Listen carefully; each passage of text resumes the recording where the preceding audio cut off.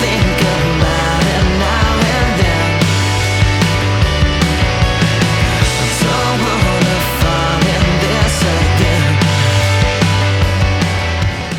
Oh, yeah. How about a little Sophomore? Ever heard of a band called Sophomore? If you haven't heard of the band Sophomore, you may have heard of their lead singer, me. That's right. Me. Jimmy Selesky. Here you are watching live from the studio, the Daily Edition. Of course, Joe Niehaus and John Burkhart in that band. At Sophomore MD. We are on Spotify. We are on everything. All places music is sold. That concludes my self-plug for my own band. But again, I'm tired of getting copywritten. I'm not going to lie to you guys. This is the Friday show. And if you're listening to this, today is Friday. Unless, of course, it's Saturday or Sunday or the future. But for me right now, recording this, it is not Friday. It is Thursday night. I was going to wear a different shirt than I wore on the Thursday show and try to trick you and try to lie, be dishonest. And I'd like to say I decided against that because I chose to be an honorable, transparent, forthcoming adult. But the truth is, no other shirts that are currently in my studio, aka my house, at the moment, are shirts that I have not already worn this week. And so quite literally, I don't have the supplies to lie to you. And so now, I'm coming clean. This is a very me-centric intro. And I'm okay with it. It's about time you learned a little something about me. Little old Jim. Yes, I live in the studio. I play music for a living. I shower at the gym. And if you can't tell by looking at me, you've probably gathered that if I shower at the gym, I probably shower a fucking lot. You are correct. That's about it. I think we pretty much covered it. Folks, let's get into the show on this Fake Friday. Today is Fake Friday. I promise you, I teased you a little bit.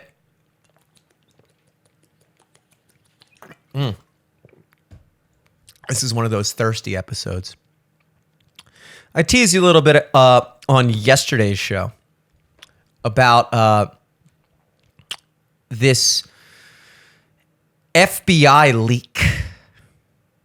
One of those leaks. You've probably heard of Project Veritas. I can't remember the name of the guy. I'm going to Google it right now. Project Veritas. What's his name? James O'Keefe. So James O'Keefe of Project Veritas, he may have been ousted. I feel like there was like a thing here. Now, of course, if you Google Project Veritas and you look at the Wikipedia page, Project Veritas is an American far-right activist group. Because remember, there is no such thing as the right. There is only far-right. If you are right-wing, you are far-right-wing. There is no regular right. There's also no such thing as the far left. We have discussed this in the past too. And actually, you may find this surprising, but there is no such thing as the left. And the people that you think are leftists, such as CNN, AOC, you know, all of mainstream media pretty much except for Fox News, every sporting event, every musical artist, all your favorite actors, they're not left. See, they're normal. They're center. CNN, MSNBC, Black Lives Matter, the LGBTQ movement, the trans flag, you know, all that stuff. That's center. Duh. There's no such thing as left. They're just normal. And you as even a moderate person, what you think is moderate, is actually right. And remember, there's no such thing as right. So it's actually far right. So there's normal and then far right. I'm going to repeat that about once a week because that actually is what it is. So Project Veritas is a far right activist group, which in normal language means they're a conservative political group. So take that for what it is. Founded by James O'Keefe in 2010. James O'Keefe, I first came across his desk. He first came across my desk. When I think he was talking to some Google employee or maybe an employee of Twitter or like one of those, or Facebook. It was like one of those social media websites where they basically just blatantly admitted, like it's like this is like a genre of leaks now. It's like a genre, and that genre is I go on a date with you, and then we have a couple drinks, and I wear a hidden camera, and you just spill all kinds of government secrets trying to impress me. And oh boy, what an effective style of journalism this has become. So in this particular instance that I'm discussing, I believe it was somebody from a social media group that was basically just saying like, yeah, we totally knew that this is bullshit, but we pulled it down anyway because we didn't want to affect the campaign or whatever. And it was obvious left-leaning bias, censorship, banning, shadow banning, whatever. And they were just basically just saying it out in the open like it was, talking about the weather. To us on the outskirts of these things, it seems like this crazy idea, this conspiracy theory that these billion-dollar corporations and social media conglomerates have any interest at all in, pushing certain narratives or filtering what type of things get boosted to the top of their platform. I mean, that's just insane. It's just insane to think that goes on any level. But you may be surprised to hear that that's exactly what goes on. And when you talk to somebody in the industry, some of them are so used to it, they don't even realize how messed up it is. It's kind of like if you get used to driving around with a beer in your cup holder, which I do not condone. Not driving drunk, but just driving and drinking a beer. I don't personally think there's anything wrong with that, to be honest. If you're not drunk, you're not drunk. I don't see the difference between drinking a beer and then driving or slowly sipping on a beer while driving. You're still consuming a beer. If anything, you're probably going to be a little bit drunker if you shotgun a beer and hop immediately into a car. That beer is going to hit you faster. You're going to be drunker than if you just slowly, casually sip a beer over a 30-minute drive. But one of those things is illegal, and one of those things is not illegal. And I'll give you a hint. It's not the one that makes more sense. But if you get in the habit of doing minor things like that, you forget that it's illegal. And one day you're just driving around and you're just casually sipping a beer and you don't even think about the fact that there's a cop right next to you at the red light. And then boom, now you remember it's illegal, but he already saw you. It's too late. And this is kind of what happens with people that work in these type of like bureaucratic positions or in these social media groups and things like that. They are so used to this level of corruption and sabotage or whatever you want to call it, that they've actually lost connection with how messed up it is. And so you get a couple cocktails in them, they're singing like a canary.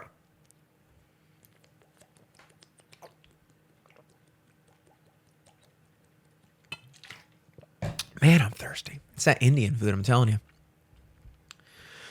So in this most recent example, this is, I don't believe it's from Project Veritas, but this is an interview. And it's not an interview. See, to the guy doing it, it's an interview, but to the guy being interviewed, he has no idea it's an interview. See, this guy thinks he's on a date. And I've also noticed another common thread here. Now, I could be wrong about this one, but this is just something I've noticed. Gay guys are the key. All these, like all of these examples that I'm pointing to that I can remember, it was a gay guy that worked at the company who was on like a date with one of the journalists, didn't know the guy was a journalist, and is just like drinking a couple cocktails, thinking he's like gonna hook up or whatever, and just like spilling the beans, getting drunk at a bar. Yeah, totally. No, it totally knew that was bullshit, but like, fuck it, it's like, you gotta do what you gotta do. I mean, like, these guys are out here, like, this country is insane, and like, yeah, we're gonna pull that story. Like, I feel like it was probably true, but like, we don't know, but it's like, we're pulling it anyway because no. And that's like every time. If I am never telling a gay guy a secret ever again. If you are a top secret agency up to clandestine secretive shit, and you have a gay guy on your staff, consider yourself done, dude. Because that guy is spilling the beans at the first sip of a tequila soda, I promise you. And that's not a shade against gay guys. I get it. Because gay guys have the best of both worlds when it comes to talking shit. And I'll explain what I mean by that. Gay guys are both gay and guys. It's in the name. Gay guy.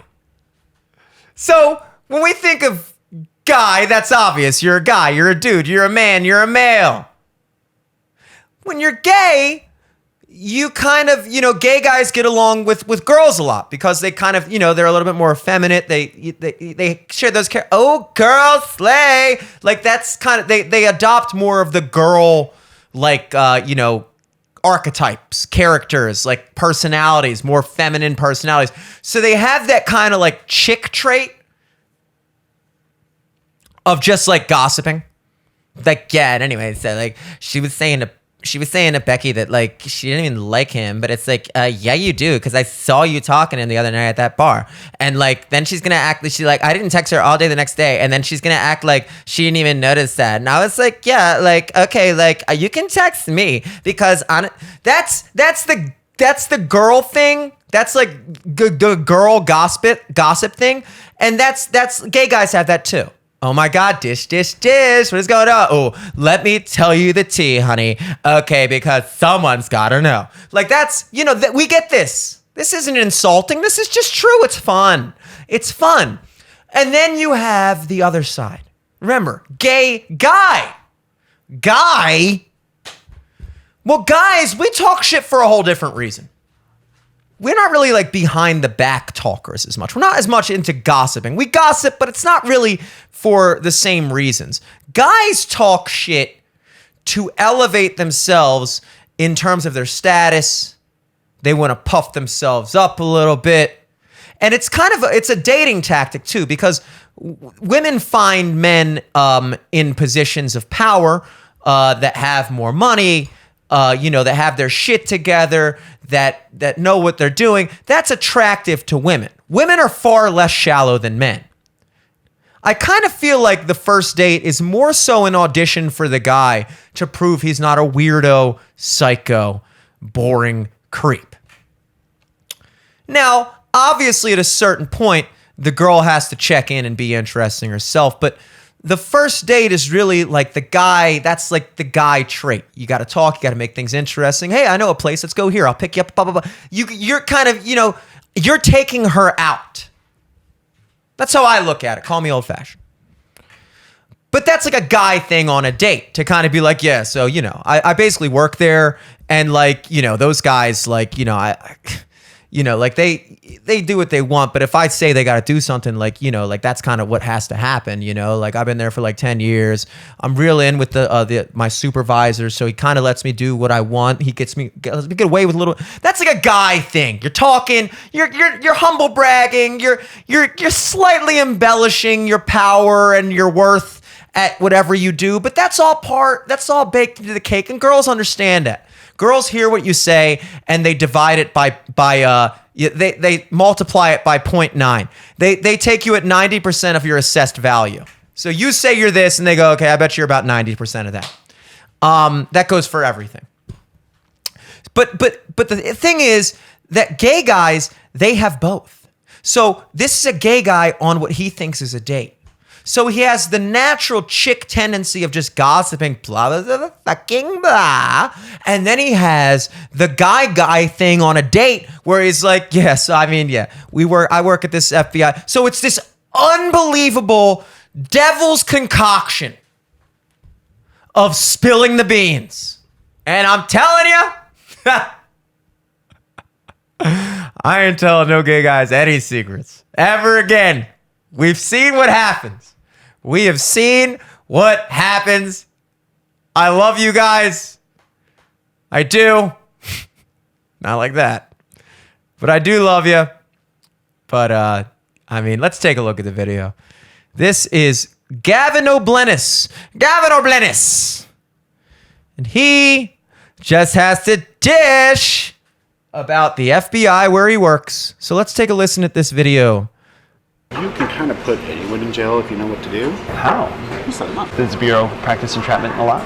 And we get really close. We call it a nudge. A nudge. A nudge. Sometimes you just gotta give them a quick little, just to see what happens. Sometimes you light the fuse and just wait for it to follow. Nothing like putting out a fake social media thing to like really get people mad. Alex Jones. Yeah, so we were after him. You are? He did what we wanted. Which was what? Took his money away. Chopped his legs off. There's more to this Gavin video. O'Blennis is a contracting officer at the CIA. Shut up, dude. I'll tell you when to speak, guy. So, obviously you see in that video, he once you put the macaroni broccoli casserole in front of him, it's game over. Right on the table. Oh my God. Tell me what you want to know. What do you want to know? Are you going to finish that? Oh my God. Gavin O'Blennis couldn't help himself. So that was just kind of a quick snippet of the full interview, which we are going to watch. If this narrator guy lets us get to it, please. All right, let's let him talk. What do you got to say? Gavin O'Blennis is a contracting officer at the CIA. O'Blennis worked for the FBI in 2021 and 2022 in the San Diego office, moved on to Homeland Security where he conducted asylum interviews at the southern border, and now works for the CIA managing multi-million-dollar contracts across government agencies and private sector vendors. I work for, how do I put this without, I'm not supposed to tell people kind of job. But I am. CIA? Yep. Oh, you work for the CIA? I do. That's incredible. I'm a contracting officer. That's amazing. So I deal a lot with like different agencies. We're contracting with like Director of National Intelligence to do stuff. We do Navy, Army, any of them really. I used to work for the FBI, so they threw the FBI at me. They're like, here, you used to work there. Oh, I'm permanent. So that's the guy side, right? That's like, I do stuff for the CIA, and like, I mean, I've been there for a while, so they just kind of threw me at the FBI at me. It's like, whatever, you know, like, hey, you know, you know what you're doing. How about this? What else you got going on, Gavin O'Blennis? Good. Yeah. Good. Well, why Yeah, do they call permanent. Because I do the contracting for them. I do all the legal contracts. He does all the legal contracts. I fly out to vendors and evaluate them. I love the agency. Good for you. I like the Bureau too. The Bureau was a lot of fun. I got to do a lot of cool stuff with the Bureau. That's the girl side. I love the agency. Oh my God, it was so much fun. We got to do so much cool stuff. Blah blah blah. That's the girl side. So you see how it's this devil's concoction. Oh my God, he's coming at you from every angle. Let's get back to the video. Let's get serious, okay? Let's get serious. It's important. Back of the truck in the van. O'Blennis spoke to an undercover Sound Investigations reporter about his work experience involving near entrapment and his employer's involvement with political commentator Alex Jones's legal battles. As long as the Bureau is able to progress far enough to be able to put pro-lifers in jail whenever they want. Yeah. You think that's on the agenda? You can kind of put anyone in jail if you know what to do. What? You set them up. You set him up. you create the situation to where they have no choice but to act on their impulse. And once they act on that impulse, then we call that entrapment. It's a fine line. Does the Bureau practice entrapment a lot? We get really close. Not officially. No. We get as close as we can. We get as close as we can to it without doing it. So they can entrap some of these pro-lifers into doing things that they don't... Depending, yeah. We call it a nudge. A nudge. A nudge. Sometimes you just gotta give them a quick little, just to see what happens, right? And how does that happen? You put a post out there, or you have someone fake profile, say something that triggers, that we know is going to trigger them, right? Like, we already know your history. If we're to that point, we already know everything about it. So we're like, oh, this will piss them off. Oh. Sometimes you light the fuse and just wait for it to follow, right? Like a rally. Like a, so when a rally happens, that's sometimes the Bureau behind it? Yeah, sometimes. Nothing like putting out a fake social media thing to like really get people mad. Post fake news. Yeah, sometimes it's not fake. It's embellished a little bit. Who would be like a big influencer that you're after? You're like a, I don't know, like I don't even know these names. Like a Fox News person, or like a Tucker Carlson, or like. Oh, I'm sure he's on the radar, right? This guy's really good at pretending to just be like the guy who's doing like the questioning. He's doing a really good job of playing like I'm just a silly gay guy. I have no idea. I don't know. Like, what's his name? Tucker Carlson or whatever. Or like a rally. Like, what if you set somebody up for like a rally? Meanwhile, in his mind, he's like, tell me J6 was a bunch of feds, you motherfucker. Tell me! I know it's true! But he's got to put on his little I'm on a date thing. So you could totally, like, I guess if you wanted to, you could, like, if you wanted to, I don't even know. You could, like, put, like, I don't know what they're called. Like, just, like, people to, like, do whatever at the rallies and get everybody all pissed off. He's doing a good job. I don't know if I would be able to do this good of a job.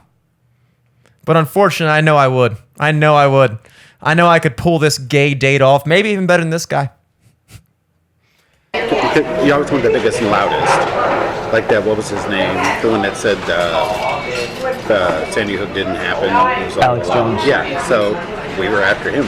You are? Hardcore. Are you still after him? Why? Because he's broke. He got found guilty and had to pay like $100 million. So why were you after him? $100 billion. Just to get the money from him? Yeah. Was that court case used? Was that a CIA Sure thing? was. That was the agency thing? Well, actually, it was a defamation case. So it's a civil, not government. But we were looking at all of his followers, commenting, following, like, who's that going to lead us to, right? So even though it's technically not not the agency, definitely, but the Bureau, for instance, yeah, that's not our purview. It's a civil matter. But since they got all this access to his stuff and it's there, what can we go find? And did you find anything? I can't tell you if we did. But you will. So, it's just kind of like, I bet you realize the will. opportunity that you have. So with Alex Jones, you were watching him long before Pretzel anything bites. ended up happening. Probably. It wasn't my office, but, I mean, we would have been well aware of what he was doing. Oh, this The goal is a with him was second what, date. just to bank- By the way, I'm paying attention to these dates. This guy is doing great. This interview guy, it's amazing. So the first one of these was recorded on March 22nd, 2024. This one is on March 28th. What days were those? Let's look that up. Let's see how cash this was. How cash was this sabotage here? Okay, March 22nd was a Friday. Ooh, girl! Y'all went out on a Friday night talking about Alex Jones? You dirty dog. And then they totally linked up for a second date. There was a connection. On March 28th, that's a Thursday. Ooh, a little Thursday happy hour? At that point, you're like almost in a relationship. Like anybody can meet up on a weekend. You got nothing going on the next day.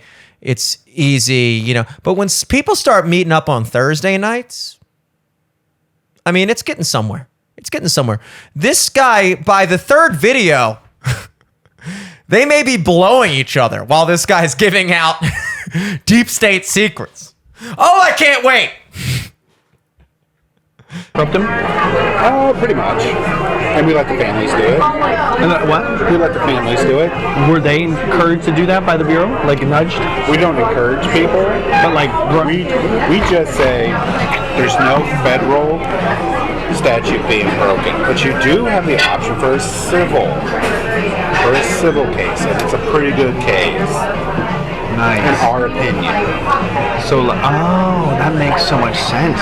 I have a cousin who's a lawyer, so that's a lot of these cases. They're kind of encouraged by the FBI. Yeah, like there's nothing federal law we can do, but civilly, we can go at him that way and chop his legs off.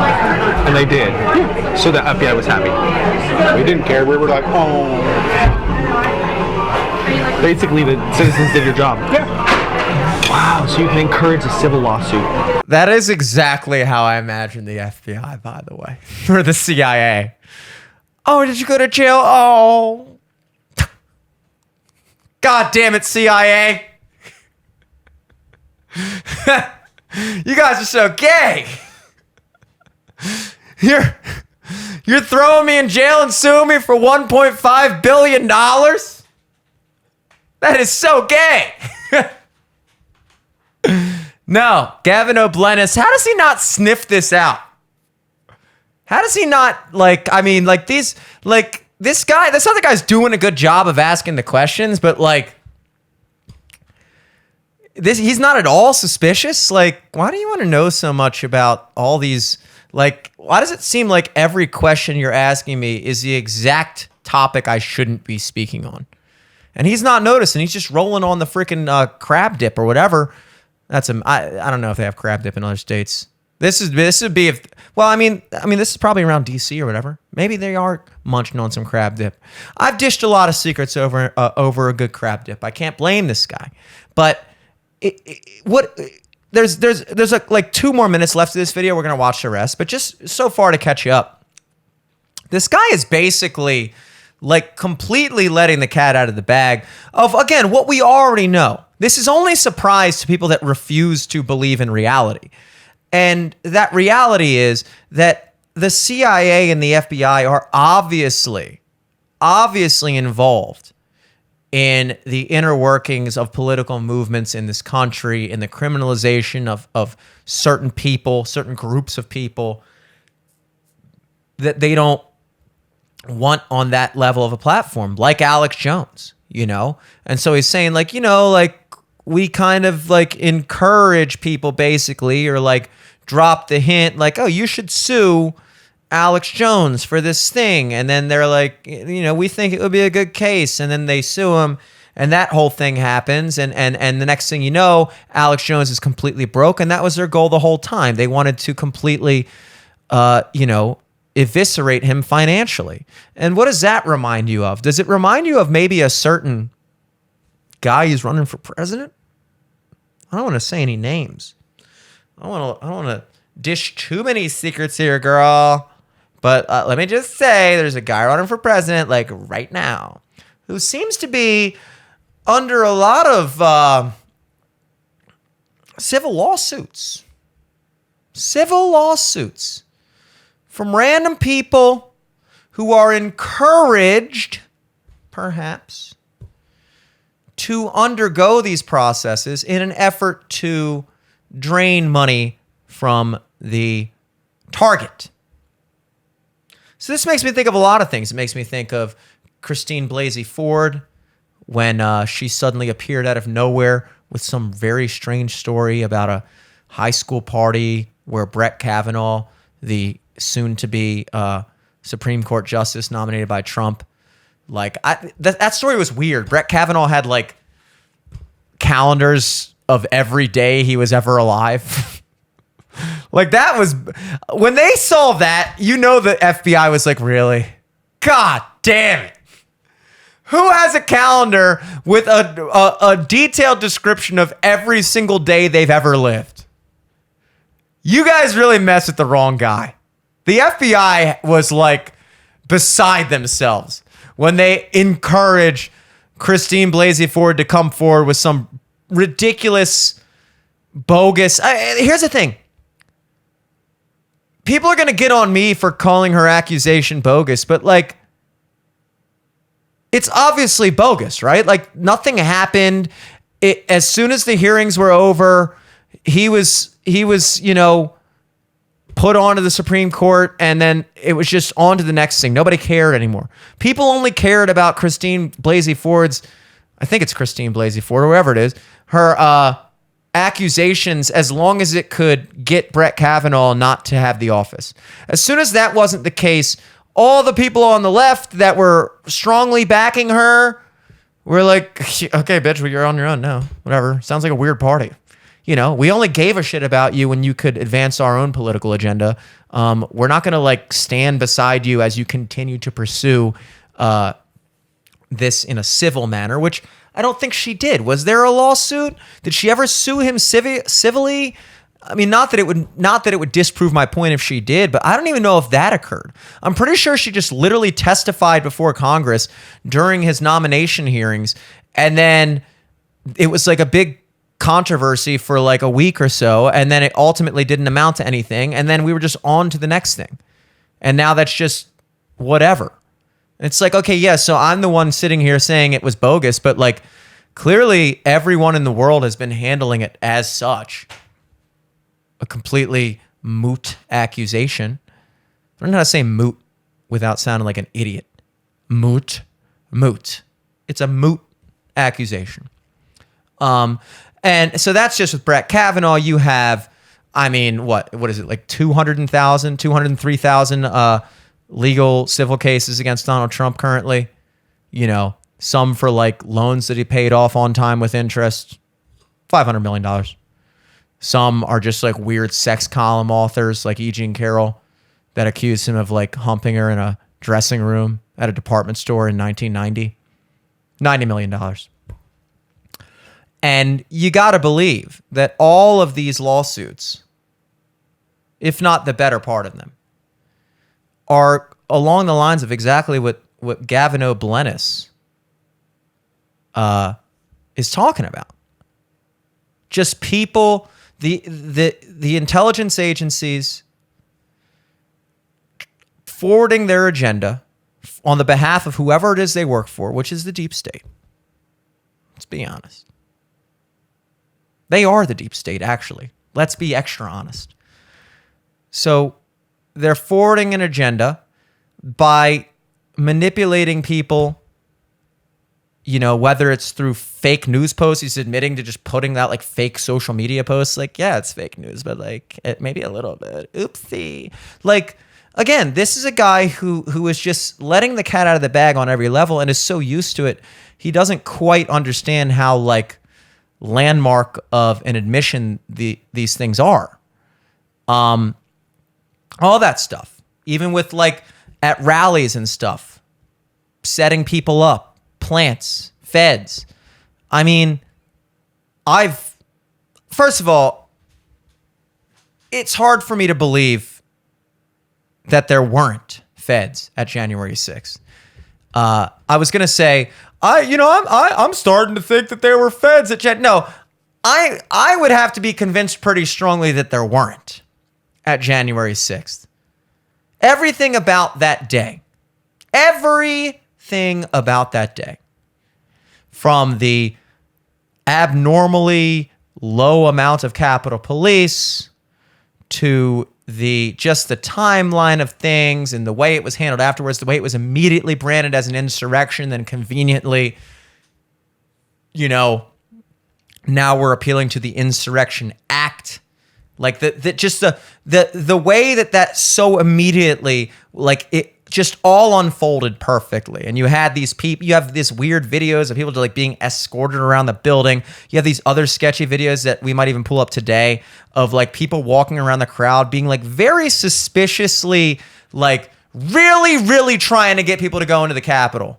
Like beyond the level, I'll play the rest of this video and we'll play that video next, okay?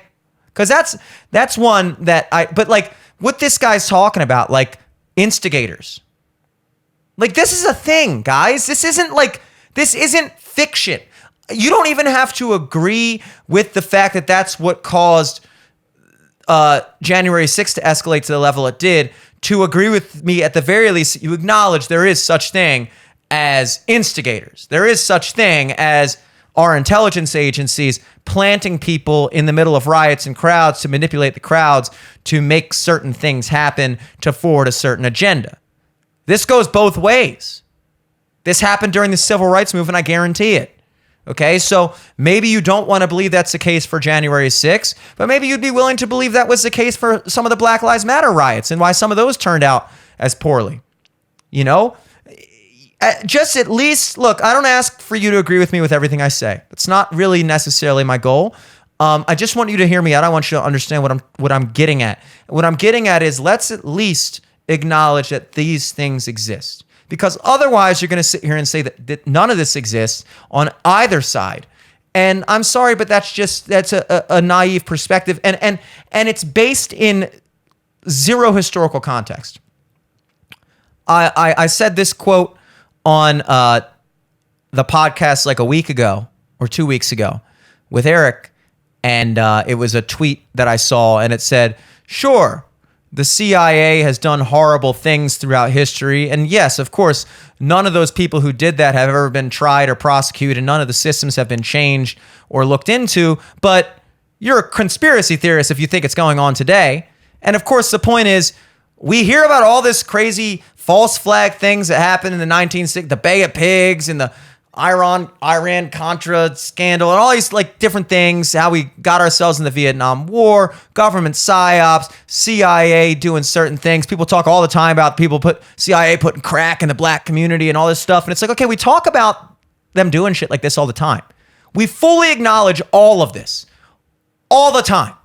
But the second that you suggest that it may be going on now also, in spite of the fact that not only did it go on then, undebatedly, but we didn't do anything about it.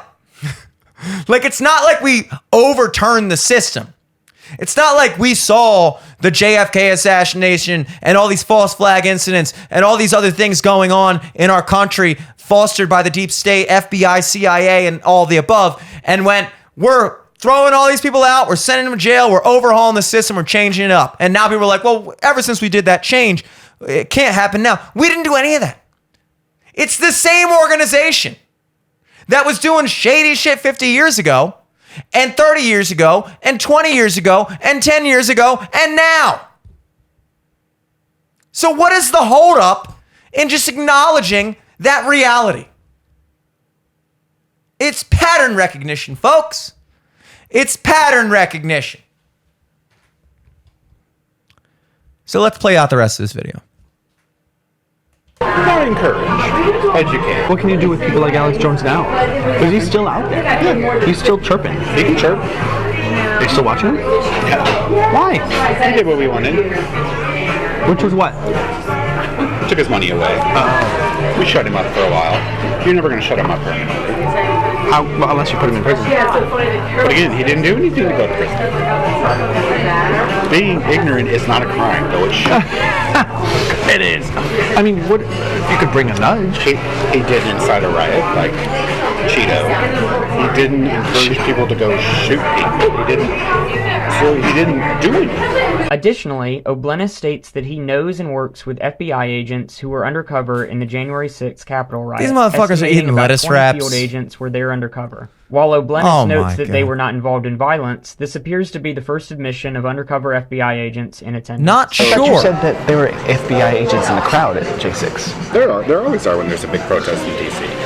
Just in case it gets out of hand like that. They But didn't do anything. there wasn't enough to turn that tide. I mean, I'm talking they maybe have it 20. You needed 1,000 to get rid of that crowd. So they had like, that was just 20? Yeah, just go through and there and see what I can hear, that kind of thing. Wow. Yeah, definitely. They needed 1,000 at least. Well, Wow. see, that's also Capitol Police jurisdiction. They're in charge. So the Why they FBI, didn't have more on hand, I don't know. the Bureau didn't really want people knowing that they were in the crowd. Mm-hmm. That would be overstepping their A bounds. little bit. Do people know that? Why? Did people know that the Bureau was in the crowd? Nope, and probably never will. Do you know agents that were there? Really? So what's the agency do? Well, you don't say. Right out of the horse's mouth. No secret like a lettuce wrap secret. I mean, this isn't really, for me, it's not a major ball drop moment. I meant that to be like a New Year's metaphor, like the ball drops. And instead it just sounded like this wasn't a moment where my balls dropped, where I became a man. But it was a ball drop moment. I just became a man. A man that knows obvious shit. Like the fact that, yes, there were feds in the crowd at January 6th, and even this man himself hints at the idea of why there were so little Capitol Police there. Nobody knows. Like, he knows. He's being coy. It's a first date. If this guy had the balls to stick around for a third date, we might get these answers as well. But eventually he's going to have to put out. You can't keep buying. You can't have this guy buying you crab dip and lettuce wraps and telling you deep state secrets for 3 straight dates. And not even, at a certain point, you've overstayed your welcome, my friend, unless you're willing to, check in. So we may never find anything out more beyond this, and that's probably why he has now released the video. But this is the point. Let's take speaking of January 6th, because that is the point, kind of one of the points. It's one of the points. So this video I found strange, disturbing.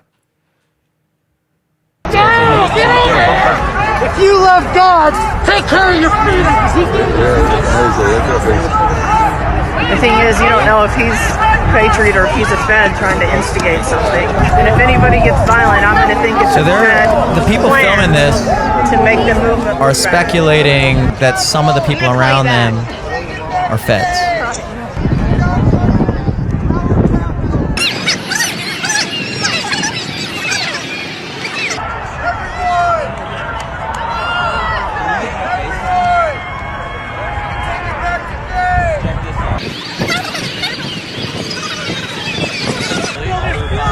So That's all I'm saying. It's building freedom. Let's build this fort, everybody. Fill it up. Let them hear us. Everybody come. This is the time now. Come forward. Come forward. Move forward quickly. Move forward and we can beat them. Move forward and we can beat them. Move forward and we can beat them. Move forward and we can beat them. Move forward and we can beat them. Throw it in. Throw it in. Throw it in. Drop those legs and come forward. Like they're really pushing this. Come forward. Don't stand there. Come forward. Come on, guys. Stand there. Come forward. Let's go. Push it up. here's another one. Push it up. Is he a Fed or is he a patriot? Push it up. How would I know? Let's go. No, Let's go. it's Let's not. go. Right here. Just on the lawn. It's autograph. Let's get out of the wind. Come on this side. Look, they're trying to get the police to attack us. There's too many. No. There's too many of them. It doesn't matter. They're still going to try. We want a fair trial. We want a fair trial. We don't want to charge them. So this guy's literally putting the fence back up, arguing with one of the people trying to tell him to charge the thing. Notice they're not up there storming the building, but they're out here trying to get other people to. I can't hear you back here. This is our house. Get off your feet. Yeah, I think that guy's a Fed too. Why did you come? Why are you here? These guys over here are like constantly trying to get people to come up front. You get it. Kind of sketchy. I mean, look, that's not conclusive evidence by any stretch of the imagination, but it certainly doesn't help the case that there weren't instigators in the crowd. I mean, that's like pretty staunch instigation. You know, that's not really how I usually imagine crowds, you know, getting escalated, is by certain like chaperones running around and just instructing people like, come forward, drop the flags and charge the Capitol. Like, it's very like, and the reality is the mob mentality aspect of anything is, it's kind of like, you know, when you siphon something and once you get that flow going, it just all drains. That's kind of how the human mob mentality is. If you can get a small group of people to do something and everybody's adrenaline gets pumping and that becomes a direction everyone's running, you can mobilize large groups of people. So regardless of whether or not you think that this was organically motivated or artificially instigated, the idea, I've always found that the idea that like, that this was some kind of planned thing, insurrection, is like it's borderline hilarious. It's almost a hilarious theory that like the plan, this grand insurrection plan, was to go into the Capitol and wander around so hard that Donald Trump was permanently installed as president. Like, that's not a plan. Like, getting mad and running into the Capitol and shitting in a urinal is not a plan to overthrow the government. A bunch of people unarmed, dressed up in costumes, and some of whom run into the building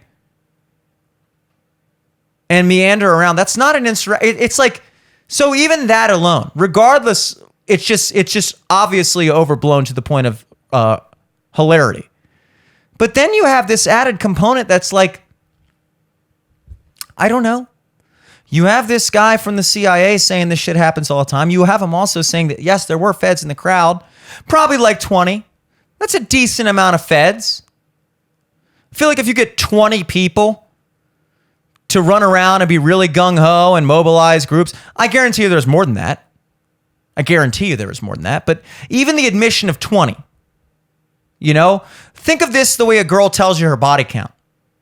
Because when girls tell you how many guys they've been with, they tend to only include the ones that they're not, I don't want to say proud of, but just the ones that they're willing to accept happened, you know. They conveniently forget a lot. So if a girl tells you a number, you can usually probably multiply it by 1.5, I've found to be the going rate.